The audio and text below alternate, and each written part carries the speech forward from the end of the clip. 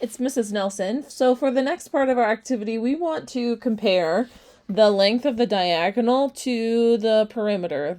And in this case, it says calculated perimeter. We want to look to see if there's a pattern or a proportional relationship between squares, the length of their diagonal and their perimeter. So you can graph it using the applet. You can do it by hand and plot those points, or you can also use the chart tool in Google Slides, or Google Sheets, excuse me, that's where I am, Google Sheets. So what we want to do is we just want to highlight the data we're going to use. We just want to compare the diagonal to the perimeter, and yours will be filled out all the way to the bottom. I don't want to show you all the values. I want you to do some of the work. I don't want you to just pause this video and copy them.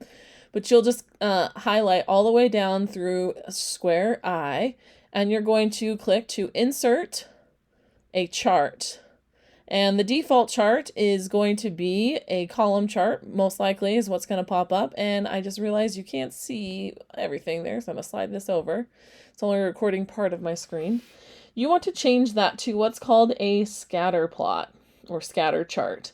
So you're going to scroll down, you click on that drop down to change the different type of graph. You're going to change it to this scatter chart. Why? Because then it's going to take those values that are in the table and treat them like coordinates. It's going to graph the diagonal and the perimeter. Any other chart choice that we choose is just going to show the two separate columns as their own individual data points. So we want to use a scatter chart. And then after you have all the points on there from each of the squares, you'll be able to make some observations for the rest of your task on what it is that you see with those points in the table. Thanks for learning.